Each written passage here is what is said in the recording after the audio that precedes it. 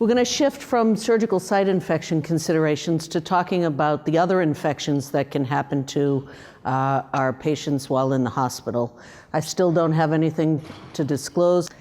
We're going to talk about how to prevent, how to manage, and really how to think about best practices for the common infections seen in hospitalized post-surgical patients.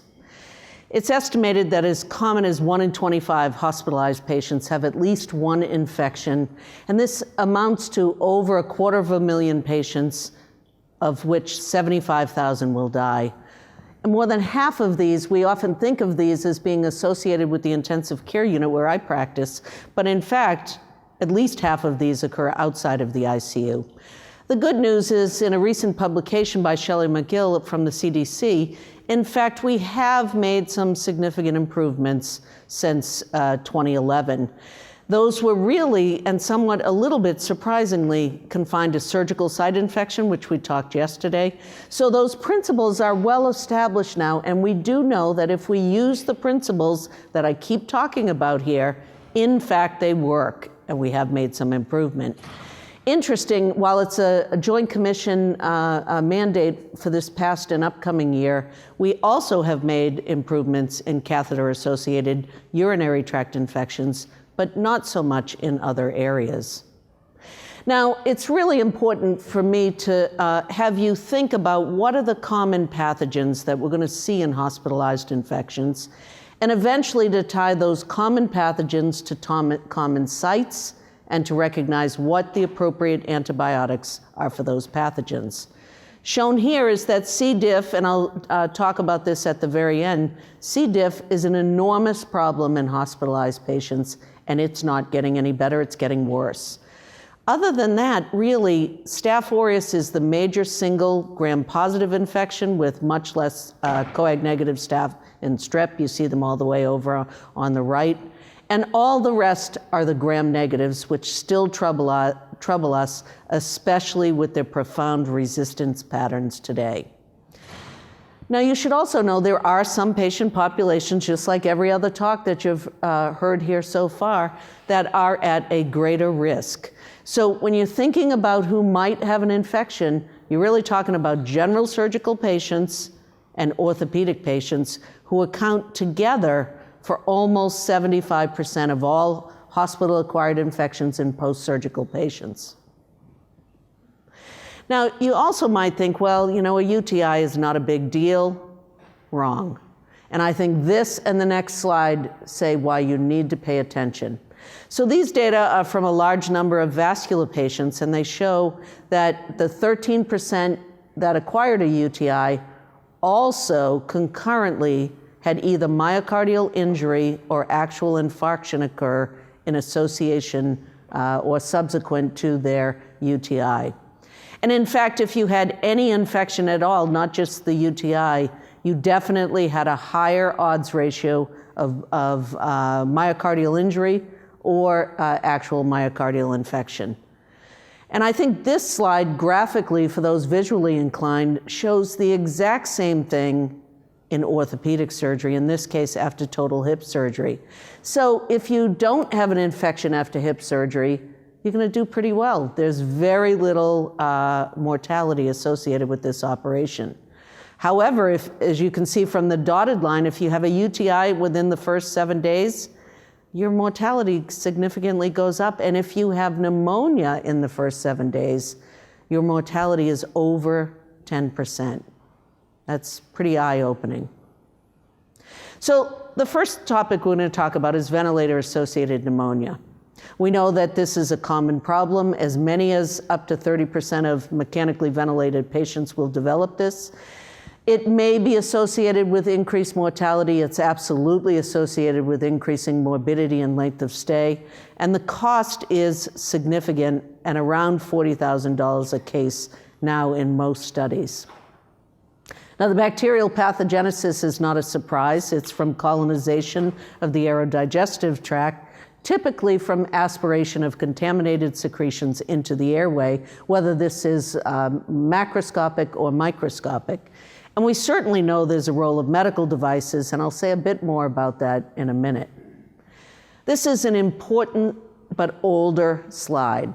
Why is it important? Because you need to know that every single day a patient is intubated, whether it's early after intubation or post-intubation, adds the risk of pneumonia every day.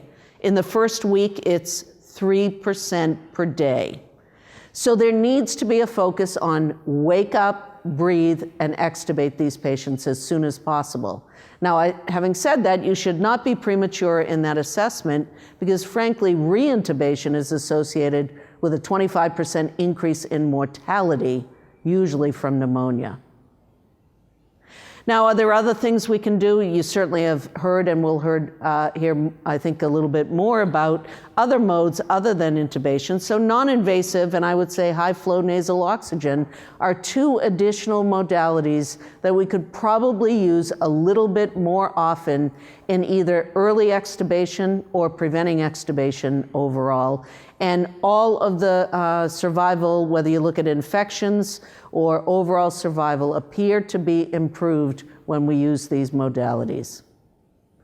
Now let's just review some of the prevention strategies. We know that prevention bundles, as they apply, definitely work. What about tapered versus round endotracheal tube cuffs? There's no difference in those studies. What about subglottic suctioning endotracheal tubes? There's about a 50% reduction in the meta-analysis studies, convincing data in trauma patients, and in combination with a tapered tube for, in association with a subglottic suctioning in ICU patients, there's been about a 50% decrease. So if you're not using subglottic endotracheal tubes, particularly when you expect the patient to be intubated beyond the operating room, I think you probably should. For arrests on the floor and where survival occurs, I think there's definite probable benefit from subglottic suctioning. Body positioning is the least expensive and clearly beneficial, and in this case, higher is better, 40% to 14.5%. A marked decrease. There is an ongoing clinical trial about lateral Trendelenburg position, and I expect to be able to present those results to you next year if I give this talk. What about oral pharyngeal decontamination? No change in survival, but a decrease in ventilator-associated pneumonia. What about toothbrushing, iodine peroxide? Again, there's decreased microbial contamination, but really inconclusive evidence changing survival, and in most studies, even ventilator-associated pneumonia. There's some interesting data on probiotics, again, even in this field, but I would say not sufficient data to use this. I think it would be a little bit premature. Encouraging, again, a 50% decline. There's a big trial underway that I think is going to give us additional data, possibly the year after and not the current year. You just heard about ERAS protocols. I mentioned yesterday this author's paper for surgical site infections, but there's good data to show that it also decreases lung infections by over 50% using this aggressive return to normalization, including early extubation. Now, if we do develop ventilator-associated pneumonia, how do we think about the pathogens? Well, if you look in the big blue near hemisphere, that's Staph aureus. So in some institutions, not actually our own, Staph aureus is a big player. And if you look all the way over to the sort of purple-green, mauve sort of color, all in between the blue and the mauve, green, purple are all gram negatives. So when you think about ventilator-associated pneumonia, you should be thinking about gram negatives. There are some institutions that have a heavy predominance of Staph aureus. We don't happen to be one of them. It can be associated with head injury, so if you're in a neuro unit, you probably should think about that. So what have we learned about ventilator-associated pneumonia? Well, we know that mechanical ventilation by itself is an extraordinary risk. And how would I quantify that risk? the probability is 34 times greater in mechanically ventilated than non-ventilated. So when I have a patient come from the floor and they've had abdominal surgery and somebody tells me they think they have pneumonia, the probability is that they have an intra-abdominal infection and not pneumonia, though the same is not exactly true if they're intubated. Not all patients who have ventilator-associated pneumonia require broad-spectrum antibiotic therapy, including MDR, multi-drug-resistant pathogens. I'll say more about that in a minute. There is no gold standard for the diagnosis to prove you have ventilator-associated pneumonia except biopsy or autopsy, and we don't tend to do those very often.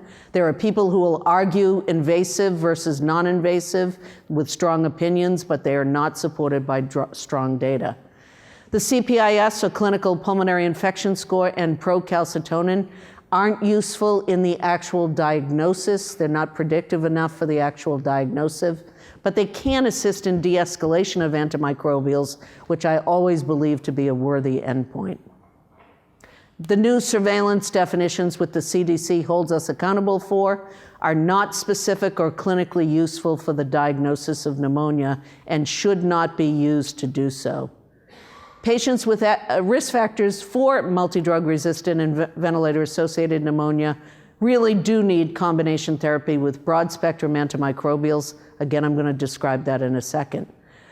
I think all patients should be reassessed at 72 hours after the initiation for antibiotics, and I'll go over that algorithm. So what is a possible algorithm? First, decide whether you think the patient may have ventilator-associated pneumonia, and that would be the presence of fever, purulent secretions, worsening oxygenation, associated either leukopenia or leukocytosis, and a complication of the terminology infectious ventilator-associated complication, which is a CDC term for surveillance. So what do? Well, you should look at a radiograph, though that's very insensitive. You should obtain a culture, mostly for decisions post hoc. You should calculate a CPIS, again for de-escalation. You need to know your local antibiograms.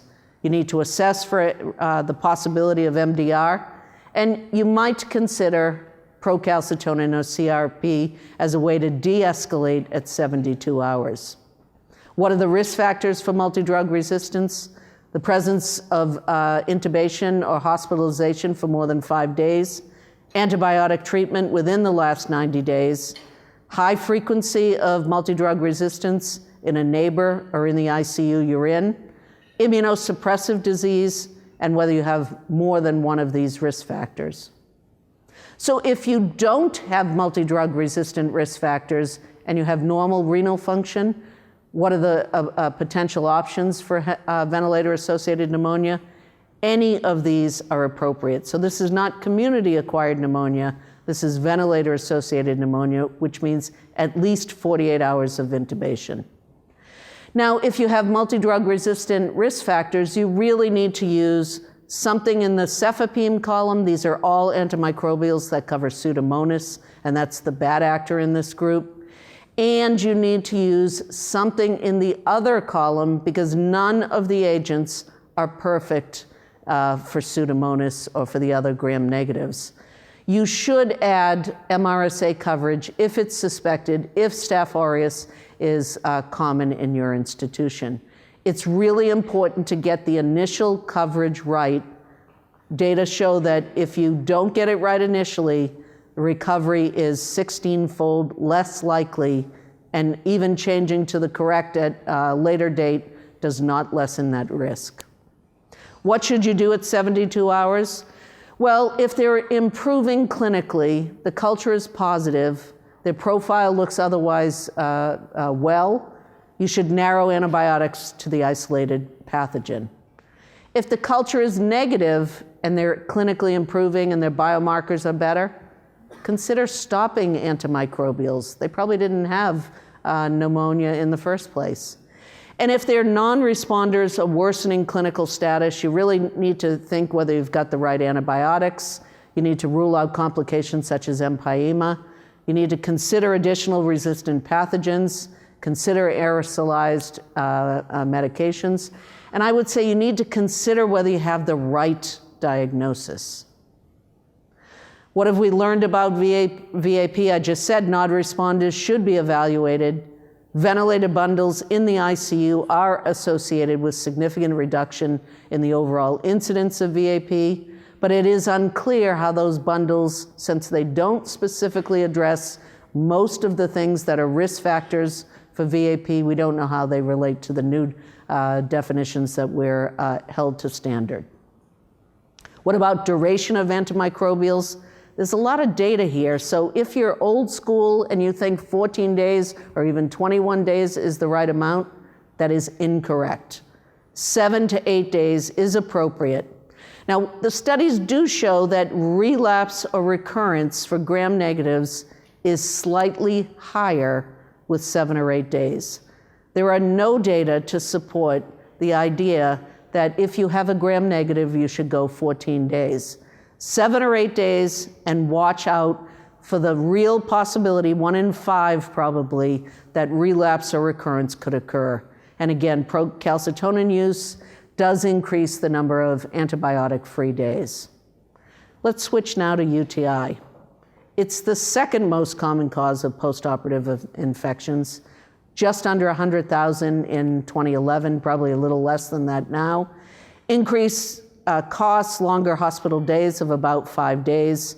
It is a marker of additional complications, as I just showed you prior, and it exposes the patient to additional antimicrobials. And at this point, I'll note that there's some additional slides at the end that I'm not going to talk about asymptomatic bacteriuria. It should not be treated. Look at those slides. The Joint Commission has additional national patient safety goals about preventing, and this is a big focus now institutionally at reducing this problem. Well, does ERAS make a difference here? So if you're under the impression that ERAS is a good thing based on narcotics, based on lung function, based on lung infection, surgical site infection, and now UTI, you've got the message appropriately. So what are the risk factors for UTI? Well, women are at a slightly greater risk, older age, surgery of the alimentary tract, longer operations, comorbidities, functional status being lower, and of course the most important one is urinary catheter use. What's modifiable? Urinary catheter use. And just as I told you, it's 3% per day added up for endotracheal tube use. For urinary catheter use, it's 3 to 10% per day, every day, for bacteriuria. Now, bacteriuria is not the same as a UTI, but it absolutely predisposes you to. So the duration of urinary catheter use is important, and I'm going to show you some data about that in a minute. Certainly postoperative urinary retention, especially in the setting of a recent urinary catheter use, and having open surgery is associated as a risk factor. It's certainly not a surprise how you sterilely put a catheter in and maintain it is critical. Closed systems are the routine in the United States, and they clearly have a lower rate than open urinary systems and should be used routinely. So what are the principles of prevention? Sterile catheter insertion. Some recent data, probably 5 years ago from our institution, showed that when medical students placed catheters in our operating room, there was a higher postoperative rate. And so we began an aggressive teaching program for medical students, and that is no longer a risk factor, simply because of education and actual hands-on training with mannequins and being checked off that you actually knew how to do it. Proper catheter maintenance is important, but really the most important are minimizing the number of days and only using a catheter when necessary. Now, these are all the quote-unquote appropriate indications. In red are the indications people are looking to modify most importantly. And so I think you can see opportunities here in really decreasing the utilization. What about special catheters? So we heard that a special endotracheal tube is useful. Is the same thing true for urinary tract catheters? Well, we do know that silver, the agent silver, is beneficial in decreasing microbial colonization, but it really doesn't decrease the incidence of catheter-associated UTI, though it may slightly decrease bacteriuria rates. Nitrofurantozoin impregnated catheters do decrease catheter-associated UTIs, but they cause more discomfort, they're painful, and they're very expensive, so they are not recommended. Now, what do we know about duration? I said UTI is related to duration.